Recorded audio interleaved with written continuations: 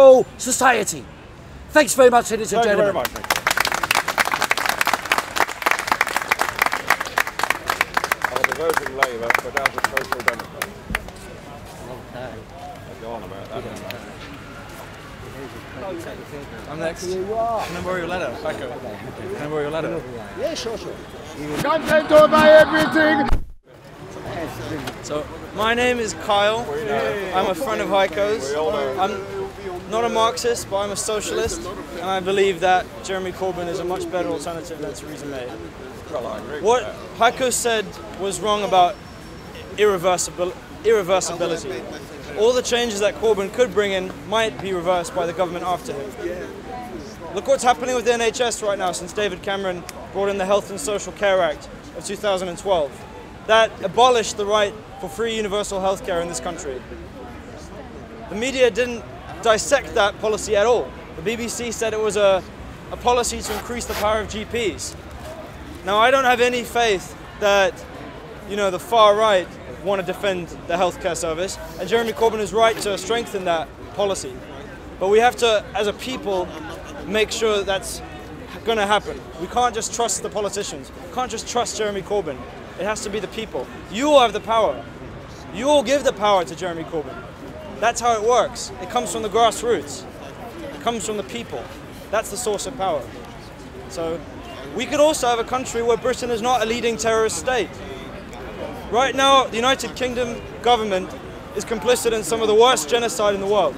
In 2009, in Sri Lanka, the Sri Lankan government killed about 40,000 Tamil people, using weapons sold to them knowingly by the British government. In Iraq, Tony Blair killed up to 1 million people, along with George Bush. That's genocide. That's according to The Lancet, the leading medical journal in the world. 1984 with the Sikhs as well. I don't know about the Sikhs, but I could give you numerous examples of genocide. Suharto's government in Indonesia killed more than a third of the island of East Timor, and he was using British weapons to do that. When Robert Mugabe, before he started killing white people, Robert Mugabe was a friend of the British government. And Margaret Thatcher was happy to sell him Hawk fighter jets to go in his incursions into the Congo. Many people, when they think of dictators in Africa, they think of Robert Mugabe. That's the first person that comes to mind. But I think a lot of British people will be forgiven if they're not aware of Obasanjo, the dictator in Nigeria, who was much more brutal, much more bloody. Yes, Olusegun Obasanjo, much more brutal, much more violent. We have to acknowledge that Britain's foreign policy is sick. There's a plague right at the heart of the Foreign Office and MI6 and the army and the big arms companies. There's a real sickness. It makes Britain look horrendous around the world. It makes us look shameful when we back genocides, such as the Vietnam War. There's another policy which a lot of British people like to pride themselves in saying we stood up against the United States and we didn't take part in the Vietnam War in the 1960s. Well, that's a complete lie. The Noon Mission was a movement of SAS soldiers that did embed themselves into the American military. The British government gave all the other forms of support a regime can give short of sending troops, as they did in Iraq. And General Pinochet. Sorry? General Pinochet. I haven't even spoken about the dictatorships in Latin America. Britain has a long tradition of interfering with Latin American politics. Backing US aggression against Nicaragua, backing US aggression against Guatemala. These policies go back right to the end of World War II. Britain, believe it or not, had its own colony in Latin America. A lot of British people are not aware that the British Empire did actually stretch as far as British Guyana in the northern tip of Latin America. Now, when Chetty Jagan decided, you know what, we don't want to have, this was the Prime Minister of, the democratically elected Prime Minister of British Guyana, when he decided, no, British Guyana's bauxite belongs to the people. The sugar belongs to the people. It doesn't belong to British companies.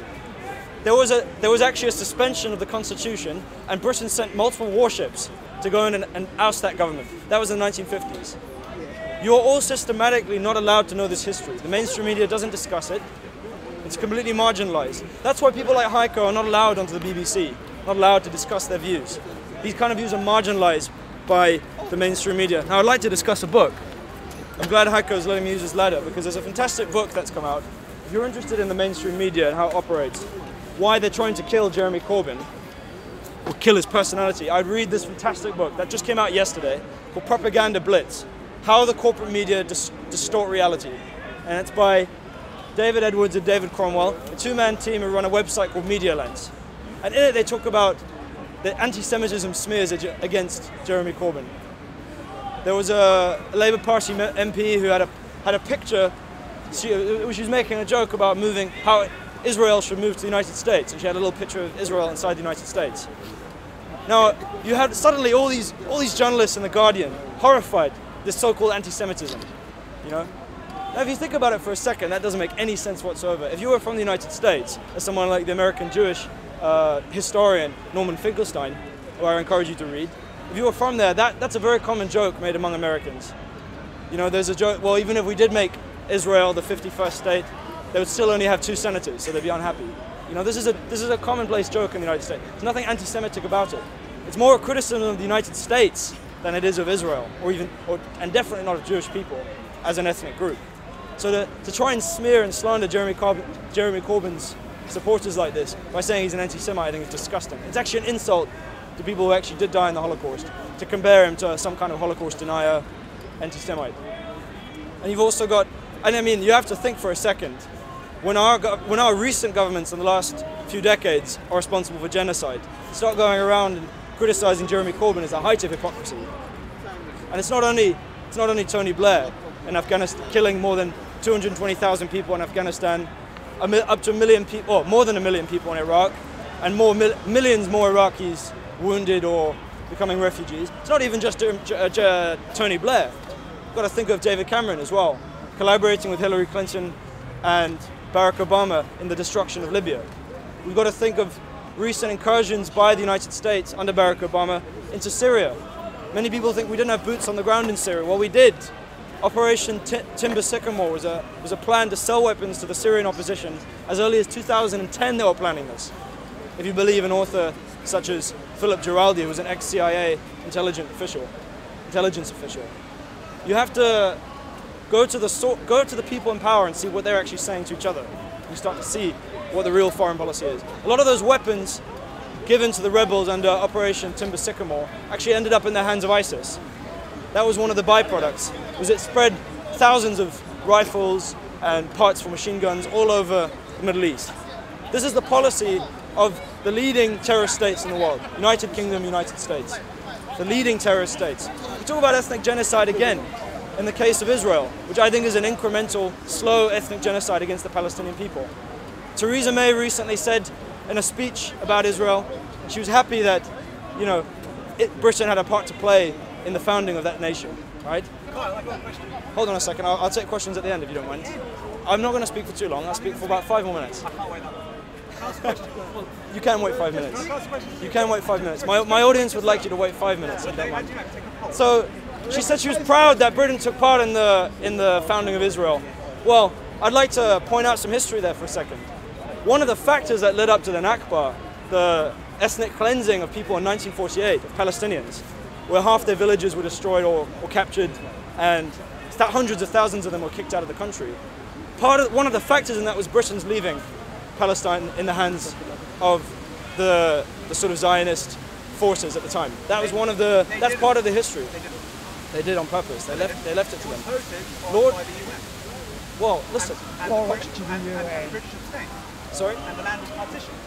I know. Yeah, Britain has a part to play in partition, not just. Britain didn't. Yeah, I know. So Britain didn't leave Palestine to the Zionists. The land was partitioned by the UN. Right. So they didn't have to do that, though. Remember, Britain had this was an imperial colony. They didn't have to abandon it that way. They were glad to get out. Remember, that Britain has a huge amount of power in the United Nations as well. It's one of the vetoing leaders of the, well, it has a right of veto in the Security Council. I'd like to talk about another genocide quickly. Sorry. I'm not here to focus on Israel. I wasn't trying to make a point about Israel. I'm trying to talk about Jeremy Corbyn's foreign policy and how it might be better than Tony Blair's and previous British leaders. Previous British leaders are complicit in the Rwandan genocide as well. This is another history we have to examine. When that was kicking off in 1994, when you had, you know, these men going around with machetes and butchering people in Rwanda, Sir David Haney was Britain's ambassador to the United Nations, did everything he could to make sure that genocide was not described as a genocide. Because if that happened, if it was officially described as a genocide, as the president of the Security Council, Colin Keating, wanted it to be described, he was a New Zealander, not a Brit. If that was the case, then Britain would be compelled to act to stop that genocide. But he didn't want to describe it like that. Now you had the director of Oxfam coming to John Major at the time with a petition saying we have to stop this genocide, we have to do something. Even a small amount of troops on the ground, even a small amount would be able to stop the bloodshed and the violence. Since they're not armed with rifles or anything, they're armed just with machetes. We could do a lot to stop that. And John Major did nothing. In fact, John Major even went on to boast in Parliament that Britain had sent 50 Bedford trucks to help the UN mission. By the way, after repeatedly asking for British support, the UN eventually got the Secretary General to ask John Major, and only then did he send Bedford trucks. And keep in mind, these trucks were a joke. The man leading the force, Romeo Dallaire, the Canadian who led the UN mission to Rwanda to stop the violence, he said these Bedford trucks broke down one after the other. They were relics from the early Cold War. They were not viable armoured personnel carriers that they actually needed. This is a case where Britain is complicit in genocide. Britain is a leading user of death squads, not only in Northern Ireland, where they backed loyalist paramilitaries during the Troubles, but in Bangladesh. A lot of British people are not aware of how the British government, He's right. the British... He's right. Oh, you're wrong. He's right. About what? About Northern Ireland? I lived there. I've lived through the Troubles. I was involved in the UDR. Britain was backing death squads. Britain was backing death squads, my friend. What were the loyalist paramilitaries, if anything but death squads? 70% of murders were committed for the IRA. I'm not denying the atrocities that the IRA committed. I'm not denying any atrocities committed by any of Britain's official enemies, like the IRA or Saddam Hussein. People come up to me at Speaker's Corner and they say I'm an apologist for these people. I'm not denying that other countries have committed genocide as well. I'm just pointing out how my government is complicit in genocide. That is the brave thing to do. That is what a real dissident intellectual does. That takes courage to get up and stand up and say that your government is complicit in genocide. Genocide is mass slaughter of people of a nation. Would you like to get up and speak on my ladder? No, just a question, Steve. Can I answer this gentleman's question first? I've And then lived you'll... through 40 years. Thank God the British Army come in. There have been tens of thousands murdered. Are you aware of Operation Steak Knife against the IRA? I'm very much indeed. Are you aware of that? Yeah. So my friend, I think before you start talking about how the British government was a force for good in Northern Ireland, look at how they shut down IRA members unarmed. You're too young. You haven't lived through it, kid. So by that logic, you have nothing to say about, I don't know, the British Empire during the Victorian period. You have to, by this man's logic, you have to have lived through the British Empire to know how bad the British Empire was back in the Victorian period. I'm not talking about the Empire. I'm talking about Northern. My friend, the British Empire is still around today. It never went away. I can tell you the fact, thank God they come in for to help both Catholic and Protestant and keep the peace at a very, very difficult civil war. Very, very But they did not keep the peace. They clearly were on the side of the loyalist paramilitaries. If you don't believe me, read the work of Margaret Irwin. She's a fantastic Irish academic who studied this. She looked into the archives. I don't just come up here with conspiracy theories about Britain supporting terrorism. That's not going to help anybody. You can read the historical record, my friend. I don't just come up with this opinion out of nowhere. I actually read books about it. When they initially came... Sorry, actually this gentleman was asking a question. Sorry, what were you asking? I just wanted to do a definition of genocide. Genocide is large-scale slaughter of a people in a nation or a country. That's how I see it. So by that definition, Vietnam War against the Vietnamese, killing more than 3 million people, was a genocide by the United States. A lot of liberals, like say Robert here for example, find it hard to compute this. They've been trained their whole life to think that, oh no, that's what the bad guys do. That's what the bad guys over there do. We don't do genocide, no. Well, we do intervention. No, we do, that's the kind of double think we've got at play here. That's the kind of, I'm not saying you're like this particularly, but I find it very difficult to talk to a lot of liberals about this. They have a very I can see a lot of what you're saying, Red Chomsky and all that. I know, I'm being a bit unfair on you. I would Sorry, know about it. so Mehran, you were going to ask a question. I was just going to say that in gentleman said is correct. Actually, 1969, when the British Army went to Northern Ireland, this was to protect the Catholics against the Protestants. No, that's not true. That's Not true. That's So what true. happened in Northern Ireland? No, let's actually look at some history here. Let's look at some history. Initially, that's No, that's not why they went in. changed. That's not why they went in. Yes. Let's look at some history. There have been authors like Mike Davis. Sorry, not Mike Davis. His name will come to me. There's a book about counter-terrorist or counter-insurgency operations, which I recommend to you at the end of this speech. I'd like to recommend it to you. It doesn't just go into detail about Northern Ireland, but it goes into detail about Israel, about Yemen. There are other operations. The British like to think of themselves as having very a lot of experience with counter-insurgency, but the reason they went in Northern Ireland was not to protect Catholics. What the Catholics were trying to do in Northern Ireland in 1969, 1970, when they were marching through Derry, was trying to get a bit of those civil rights that they saw African Americans getting. They thought, you know, if African Americans can do it, why can't we do it? You know, if we're Catholics in Northern Ireland, why can't we have a bit of civil rights as well? And actually what you saw was the Britons supported the Royal Ulster Constabulary right the way through. That was as they were. later. That was No, later. it was at the beginning as well. Later on, they colluded. Later on, the British Army colluded. I would with read the Margaret Owen is sort of leading historian on the British involvement of the Loyalist paramilitary terrorists in Northern That was Ireland. later. Carl, you weren't even I'm not- born then. I don't have to have been You born weren't then even- we to understand lived what went through on. that. You weren't even You know, born. by this logic, you can't say anything about the Roman Empire. You can't say you know anything for sure about the Roman Empire because you didn't live then. It's a ridiculous argument. Think about what you're saying. If there was someone alive now who had experienced the Roman Empire, would their opinion be more valid? No, not necessarily. You have to look at a whole range of people. You can't just trust one person's subjective Prime opinion. Minister of Northern Ireland, Lord Brookborough, said, "I have sacked all the Catholics on my farm, and I expect everybody else to do the same." Exactly. The first Prime Minister of Northern Ireland, a Heiko, Tory. Let's give another example of where Britain is complicit in the use of genocide. I would say the British Empire. I would say the British Empire also contributed to genocide in Malaya. Now, Heiko's father said was a Malayan Chinese. Also, Tan, I think, prophet, philosopher Tan is also, I think, of that extraction as well. Now that's another case. That's another case. That's where so this one gentleman's from there as well. That's another case where Britain went in supposedly to deal with bandits, communist terrorists, and actually started engaging. Sorry, can you guys take a meeting somewhere else if you're going to talk? Sorry. They started engaging in the same kind of terrorist activities we constantly accuse other countries of. Started rounding people up, putting them in camps, and we know this is all a war in the defense of the rubber industry. This is what happens. Nationalist organization tries to get right. Malayan Chinese people try to get rights. Try to take back some of the resources of the country from the European colonial powers. The European colonial powers say the Soviet Union's coming, we've got to stop them from becoming communist. They go and they start killing them, rounding up, using chemical defoliants on their crops, just like the Americans did, Agent Orange in Vietnam. The British Empire is complicit in mass terrorism, mass genocide, and it's not just during the Victorian period, it's right up until today. Right up until today when Theresa May says, you know what, it's okay to bomb Syria to send a message about chemical weapons. It's okay to do that.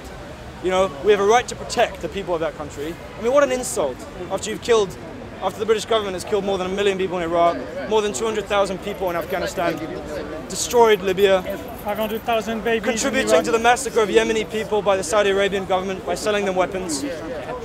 When we still support the Turkish persecution of the Kurds in Turkey, we still support the ethnic cleansing of Palestine continuing right under our noses.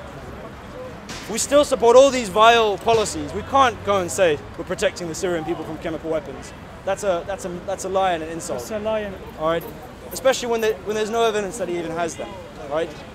And even if he did have them, the only way you can intervene in a country to protect a people is with a mandate from the United Nations Security Council.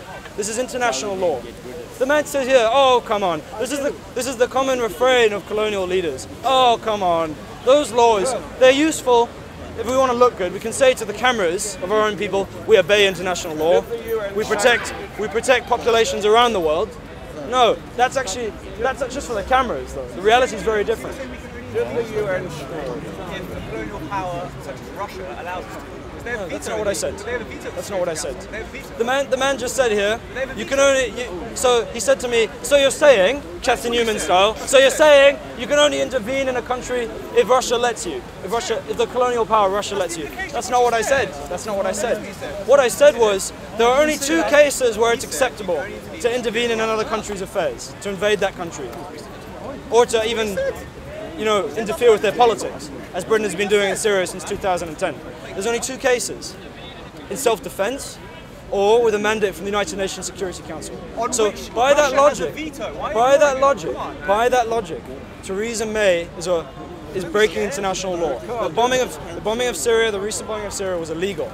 That is illegal under international law. Just as it was illegal for Britain not to send weapons or to send troops or resources to stop the Rwandan genocide in 1994. Why do you want Putin to have a veto on something else? It's got to do with Putin. Literally what you just said. Well, didn't the UN support the non sequitur, my friend. Didn't the UN support the invasion of Afghanistan? Sorry. Did the UN support Did the UN in Afghanistan? It did. I don't know. I'm not sure about. I don't think. If they did, if the United Nations supported, the bombing of Afghanistan, well, that's wrong. I mean, international law can be wrong. I'm not saying it's always right. I'm just saying it was illegal. What Theresa May was doing was illegal. What Theresa May is doing now to Yemeni people. Sorry guys, can you say you're meeting somewhere else? It's very rude. Sorry guys. This is a speech. It's not not a discussion. Well, yeah, exactly. There's loads of room, so go somewhere else. We have to accept this. If we want to change our foreign policy, if we want to make Britain an honourable nation, if we want to make this country an honourable country, a respected country, we have to learn our history. That's how. The British people have to learn their history. If you learn your history is full of black dots, right from the beginning, from 1553 onwards, all over the place. How can you learn from the You don't have to go back far as 1553. You can go back to the end of World War II. You can go back to the end of World War. You don't even have to go back to the 19th century, when America and Britain were the leading genocidaires, I guess they're called, in the world. That was in the 19th century. But you don't even have to look. You don't even have to look as far back as India and the massacre of Indian people by the British people, by the British government. Sorry, you can just look back at the end of 1945. Yeah. Just confine yourself to the last few decades of British history. In fact, even just look at the last 20 years. In the last 20 years, you'll find that NATO illegally invaded. That was an illegal invasion of Libya, I believe. That intervention was illegal. That was violent and bloody and destroyed the whole country of Libya. And the bombing of Yugoslavia. The bombing of Yugoslavia, another case where, in fact, ethnic genocide was precipitated as a result of the intervention. Even if you read the House of Commons, read Hansard, which is the record of House of Commons. It was recognised by a committee in the British government that this is what happened. This is what happened. Yugoslavia was an illegal aggression. It was a case where Tony Blair was trying to prove the credibility of NATO, in his own words. That was what he was trying to do. He was trying to show that NATO still had a role in the world. You don't have to. I'm not an apologist for Assad or an apologist for Putin, as this man walking away is implying that I'm an apologist for Putin of what's happening in Syria. I actually care about the Syrian people just as much as I care about the British people. When Britain is backing organisations like the Free Syrian Army and Al-Nusra, giving them weapons, helping them, training them up, that's going to contribute to terrorism. Those are terrorist organisations. Al-Nusra is just another form of Al-Qaeda. It has always been like that throughout history.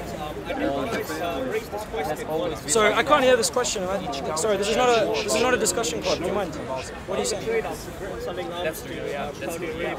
I can't, Pavlo, I can't hear what this guy's asking. Can you speak up a little bit? Sorry, Carl, about the trade, I do agree with you, it's immoral, but then I did raise this question to someone else not on the park about Britain's illegal arms trades or immoral arms trades to Saudi Arabia and then them using it to Yemen. The counter argument was that the British government does not have control over the arms trade. It's a private institute. Is that true? Oh no, sorry. The last arbiter on the arms trade is always the British government. Yeah. It is always, and in fact, this is a big myth perpetuated by even left-wing thinkers that somehow corporations have taken over Britain. Corporations are a creature of the state. BAE Systems is a creature of the state. They come about because of the state. Now, can CEOs of these big private firms, can they influence government through lobbying? Can they make an effort to sort of control what's going on in Parliament? Yes, they can. Of course they can. That's what the tobacco industry has done for generations, literally. That's what the meat industry does. And the slave trade. The arms industry is no exception. Except the arms industry, it kills brown, colored people in other countries. So that's why it's not so important. That's why it hasn't got as much attention. You have a lot of campaigners in Britain against smoking, against meat eating. I saw a vegan group over there. The biggest thing. But you know, they don't look at how we actually contribute to genocide against human beings. Yeah, they might be brown human beings. They're still valuable, though. I think they're still human beings. So, for example, when Hans von Sponeck came out in the 1990s, he was a UN official, and he said the UN sanctions against Iraq are genocidal. They're killing more than 500,000 children. He said 500,000 children. And you know, he said the UN actually puts more money towards looking after dogs than it does to looking after those people. It allotted about $50 a week or something. Sorry, $50 a month to Iraqi people. And Madeleine Rice said that that's it was genocidal. worth it. I don't bandy this word around to be sensationalist. I'm trying to draw a harsh spotlight on this country and this government. This happens because we're ignorant of our history. We can learn. I encourage all of you to read and to overcome this. It's a way of decolonizing your mind. In my experience, I'm originally from South Africa. Hold on a second. I'm originally from South Africa, and when I found out about how the United Kingdom supported the racist regime in South Africa right the way through, I was astonished. I had no idea, and I felt like a little bit of my brain had been decolonized, just a slight piece. And the British. Sorry, you were going to say something. Cal, you said that the corporations are being controlled by the state, right? I never said that. No, I said they're the creations of the state. They can't exist without the state. Even Adam Smith recognized this as early as the 18th century, before capitalism even really came into existence. Does that mean the He state says still has control the state has over to them? enforce all contracts. The state enforces all contracts. Does the state have control over them right now? The state can No, I never said the state has control. No, but you're Try and saying listen to me what I'm saying. No, wait. Even if you had a You're saying surface that- understanding of what I'm saying, you'd understand. It's not that difficult. Okay, The United Kingdom, No, they can put every corporation in Britain, has to have a corporate charter, just like the United States. Has to have a corporate charter. That corporate charter can only be granted by the central government of this country. So all those arms companies, they could get the death penalty.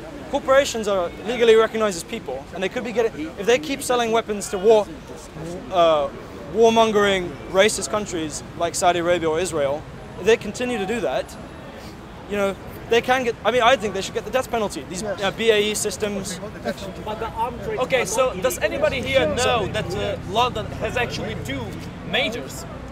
The mayor of London and the Lord Mayor. Yeah, the Lord Mayor. No, that's. Do you know that? No, okay, let's not get bogged down in this. No, let's go there. Let's go there. You know why that is? Because there's a region in the center of London to which most of the rules don't apply. That's where the CEOs, that's where the main corporations reside. Yeah, because that region is the most expensive region in the world. Even though it's very ugly, it's like bricks and stuff like that. It's true. It's all because the corporations reside there. You know, it was done when William the Conqueror conquered England. So he created his capital in Westminster, and he let London have a certain amount of independence, as long as they would abide by most of his rules. If you want to find out more about what this gentleman's saying, Nicholas Shaxson is a very good author. Right now. Nicholas Shaxson is a fantastic author who's written about the City of London, how it's at the centre of a web of tax avoidance, protecting large corporations.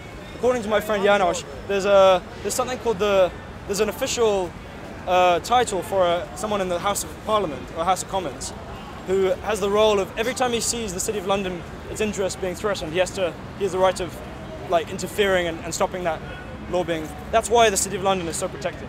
And it's not that we have two mayors, it's one part of the city. It's one very small part, it's the ancient City of London. It's not, we have one mayor for the region of London, Greater London, one for the tiny centre. So try and... Well, of course it's not two cities, but that one region has different rules than the rest of the country. My friend Pablo, isn't that something interesting? Does that mean that you can actually use the rules to your own benefit, and you can practically, manipulate your own companies without being bound to the state, without being bound to the rules of the state? It's bad. I agree. I don't think you're right about saying that the state has absolute control over the corporations. I don't know if you've ever read the story of Frankenstein. Frankenstein is a fantastic story written by Mary Shelley when she was only 19 years old. And in it there's a mad scientist, the famous Frankenstein, who creates this monster, right? Out of different body parts of different criminals, dead criminals, creates this creature. He created the monster, and later it comes back to him to haunt him. The monster comes to Frankenstein and he says, I want a wife, make me a wife. Make me another creature to spend my life with. So let's look at this analogy for a second and relate it to British politics. The British state created these monsters, right? The BAE systems, McDonald's. It allows all these companies to exist, or the American state in that case.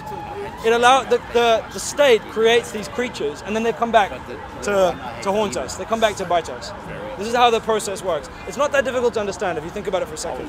Now, my friend Pavlo is from Ukraine. I've been doing some research into how Britain has contributed to destabilizing Ukraine as well. It's a very interesting contribution from Russia. It's a very interesting story. Exactly. We're all very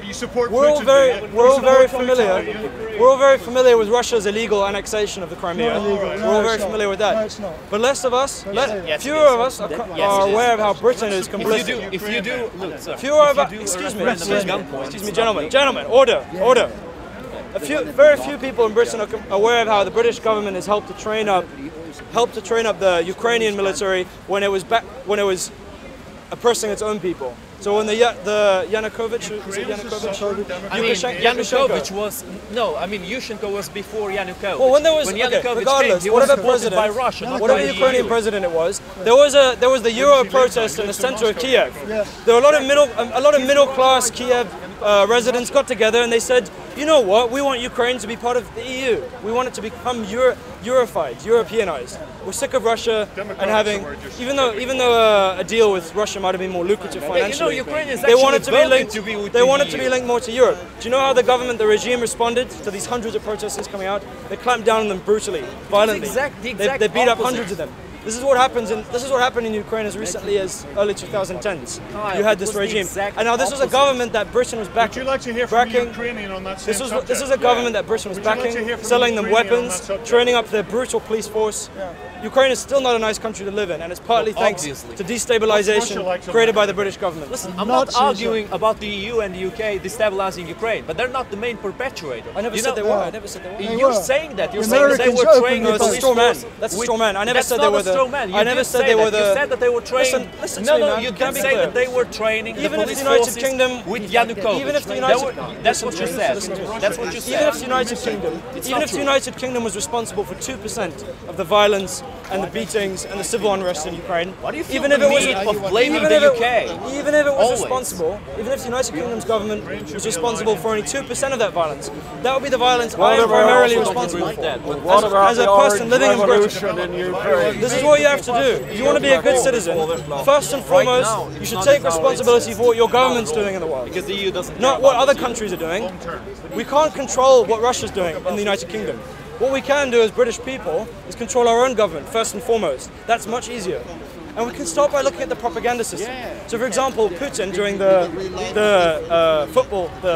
World Cup, he was portrayed as a sort of power brokering, sort of evil, sort of puppet master behind the scenes. This is how all the respectable media was portraying him. You would never, ever have seen anything remotely like this with David Cameron during London's Olympics. Tony Blair. Or Tony Blair. Cameron is a proper Democrat. He got defeated in the next office. Putin is a David Cameron went in. He helped to destroy all of Libya. He's a collaborator with terrorist nations like Saudi Arabia. So to say that he is just a Democrat, he cares about liberal values, and that he's so much better than Putin. Yes, he was democratically elected. And I would any day rather live in a democratically elected government. I would any day rather live in that kind of state rather than live in Russia. Left-wing relativism. I'd rather live in Britain any day than in Russia. But that's not to say that Britain hasn't had its fair share of war crimes. For example, Tony Blair, when Putin was massacred, another ethnic genocide for you. Why do you focus on Tony Blair? What about Gordon Brown? What about Jack Straw? It's always hatred of Tony Blair. You people get up to.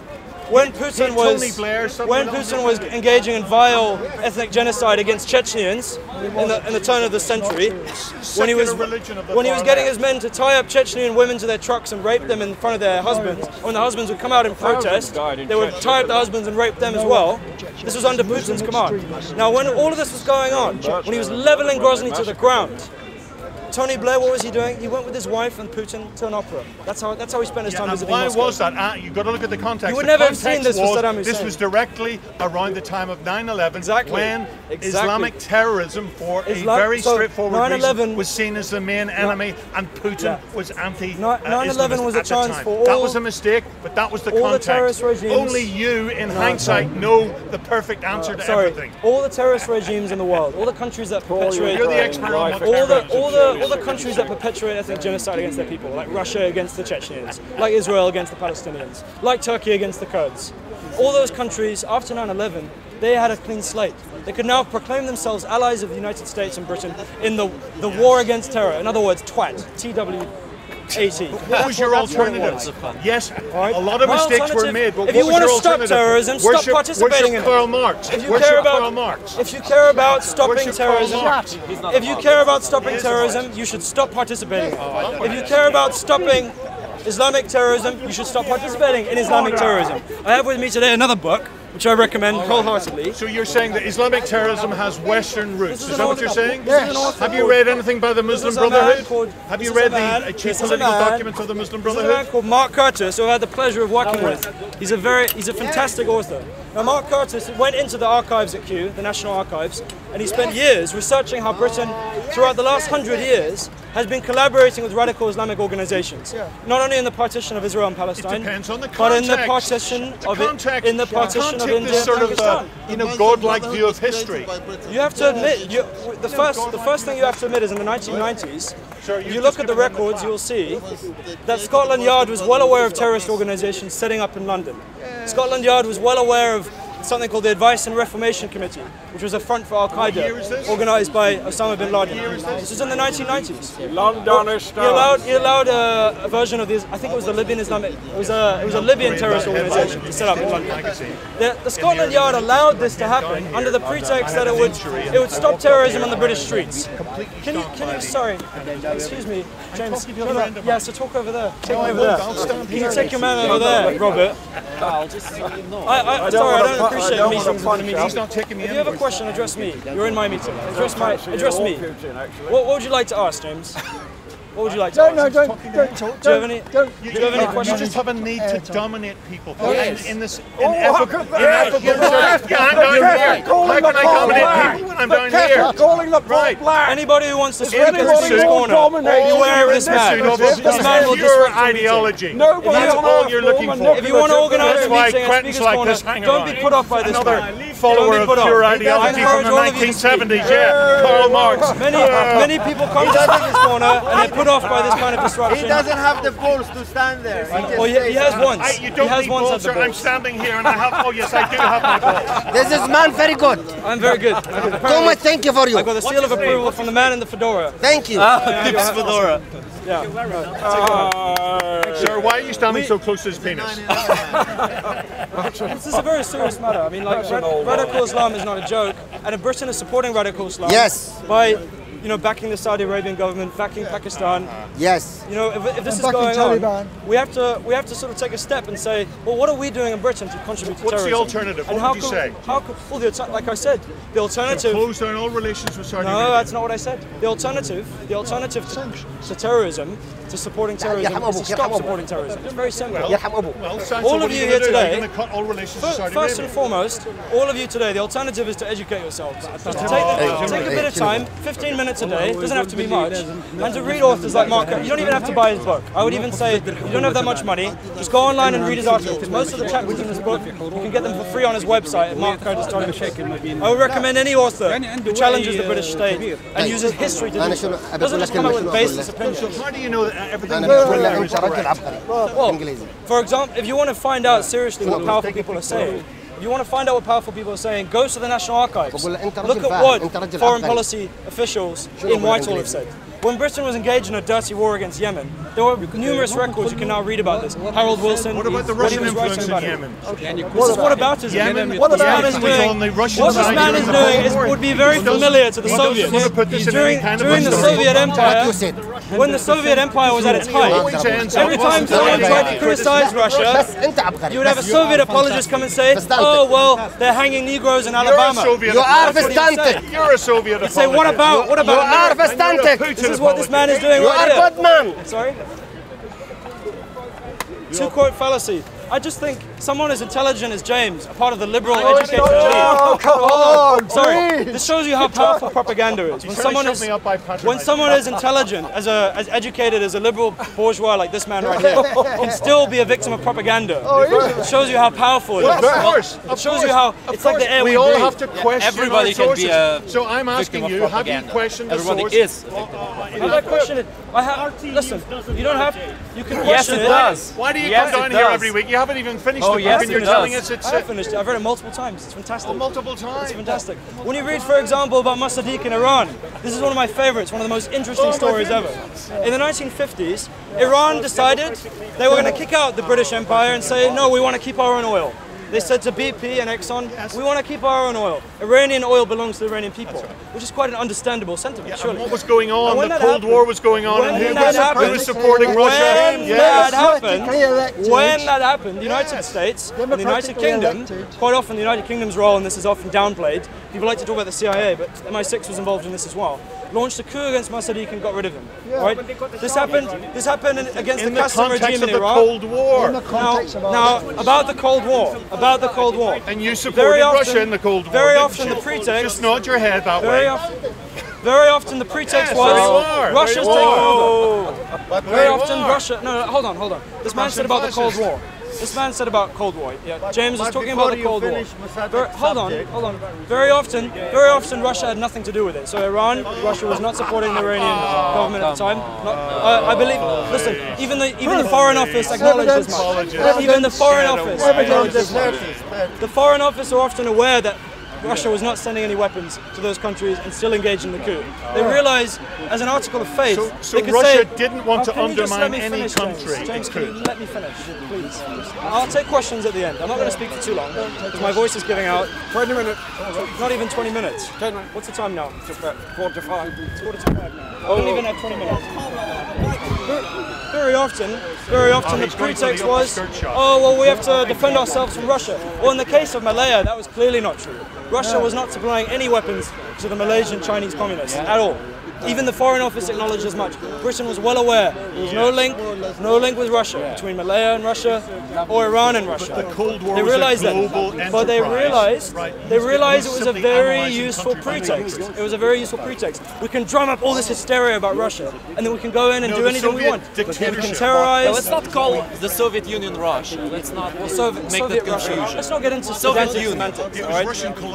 The fact is, the United Kingdom, right throughout the post-war era, was defending vile regimes against Saudi Arabia, in Israel, in Latin America, in order to protect business interests, not just from the Cold War. It was willing to engage in terrorism, death squads. You don't have to.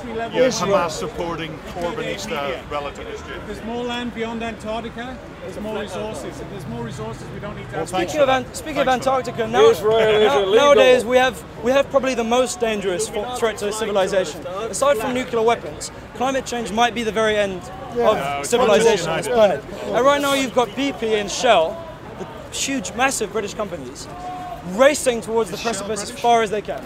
As fast as they can. That is the kind of government we have in power. It drums up hysteria about Jeremy Corbyn, completely unfounded, and then it engages in it just completely ignores what's going on with Shell and with BP. These are two companies that are extracting oil out of the ground as fast as possible in the name of short-term profits. Never mind that the climate might be completely destabilized. Everybody uses and oil. your grandchildren might not have a future on this planet. Never mind that. This is the mentality. This could be a global terminal holocaust, and we are completely ignoring it. Sorry? Where I'm leading to with this is very simple. Right now, in the words of George Orwell, the English people are asleep. They have no idea what kind of government is running things in their name. But very slowly, and you're starting to see this, English people are waking up.